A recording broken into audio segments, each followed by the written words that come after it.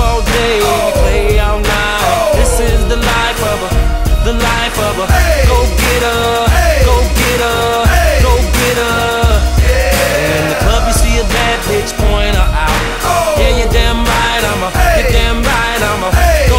Hey everybody, I know I haven't really posted a video in a really long time, so I figured I'd try something different instead of doing all frost specs. So I decided to try out a blood 2H spec, and this one seems to be a pretty effective one, so I'm going to go ahead and explain a little bit of it, you know, why I picked the talents I have, because some of them may not seem like, you know, usable to you, but they're what you want to use. We'll start off in the blood tree. As you can see, you got pretty much the basic blood talents. Now I did end up using the improved blood strike, because blood strike is in your rotation, and you will want to get as much damage out of that as possible. Also, you have Mark of Blood. That's mostly just a waste talent, so if you want to, you will have 1 extra point, and you can put that into any other talent you want. You will have pretty much all the basics. I used improved blood presence, so you get a bonus healing out of it. Again, that's expendable. You can put that in anything you want. So Mark of Blood and improved blood presence, those are 2 that you can just, you know, choose whatever you want. Hysteria is a must. That will increase your damage by a very massive amount. I believe it's 30%. Bloodworms. I apologize. I do like Bloodworms mainly for soloing, because it does help out a lot. I can pretty much solo any instance up to level 75 in my DPS spec, and Bloodworms does help out on the bosses, so that's pretty good. Improved Death Strike. Death Strike is going to be one of your main damaging attacks. You're not going to be using Obliterate, like pretty much at all during these rotations. Sudden Death is going to be a good one to have, since you are going to be casting a lot of Blood Strikes, so you're going to want that. And you're going to get Blood Strike as well, or Heart Strike as well. Sudden Death, Heart Strike, Blood Strike, same thing. The one next to Heart Strike, I forget what the talent is called. You're going to want the one under Heart Strike and Dancing Rune Weapon. Dancing Rune Weapon is also going to increase your DPS by a massive amount. In the Unholy Tree, you're going to get the first 2 talents. You're going to get the one, you know, pretty much just follow what I have. And then, trust me, that's going to improve your DPS. I forget what all these talents are called, because I just looking at the picture, I don't actually look at the talent tree. I actually should, since I have it open.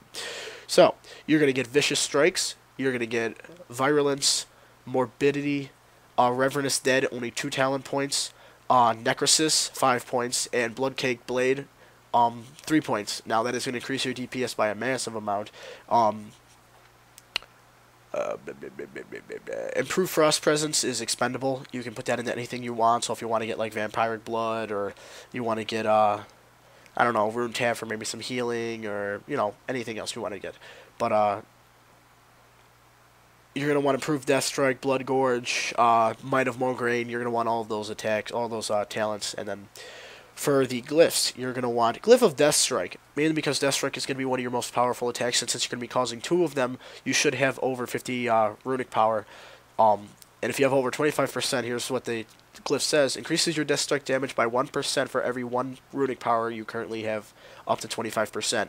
The Runic power is not consumed by this effect. So if you have 25 Runic power, whatever your Death Strike's attack would be, it is increased by 25% with this Glyph. So as you can see, that would increase your damage by a massive amount. Combine that with Hysteria, and you're going to have a lot of damage. Glyph of Dark Death increases your damage done by your Death Coil. You are going to be doing a Runic power burn after your first Death Strike in the rotation, which I will explain the rotation very soon. And that will increase your Death Coil damage by 50%. If you also go into Morbidity, it also increases the damage of your Death Coil by another 15%. So that's 30% damage increased by your Death Coil right there. Glyph of Dancing Rune Weapon, it will increase the duration of your Dancing Rune Weapon by 5 seconds. So with the original time of your Dancing Rune Weapon of 12 seconds, that increases up to 18 seconds, which is a good DPS bonus. For your minor Glyphs, you're going to have Glyph of Rise Dead. The reason I like to have Glyph of Rise Dead is so you don't have to use the regens. Now, mainly what that is for is if you're soloing, you can use your Summon Ghoul, and then you can use Dark Command to, you know, sacrifice it for about 9 to 10k health, depending on how much health you have in the beginning. You're also going to get the minor Glyph as Pestilence. It increases the radius of your Pestilence effect by 5 yards. That's also really good, and what it'll also do is it'll refresh all of the diseases on all the targets, so you can also do some pretty good AoE damage, and combine that with Morbidity, it reduces the cooldown of your Death and Decay. You'll have a pretty good stuff. And then your last one is Glyph of Blood Tap. I don't really like Glyph of Blood Tap, but you can pretty much change that to anything you want. Blood Tap really isn't really that difficult because it only does like, if you use it, only causes like 200 damage, and you can restore that almost instantly even if you have no spirit. So blood tap is an expendable talent. So now the rotation for the spec is also really simple. It's it'll start out with Icy Touch, Plague Strike. You can reverse those around if you want, depending on what you like. That would be Hearts or Icy Touch, Plague Strike.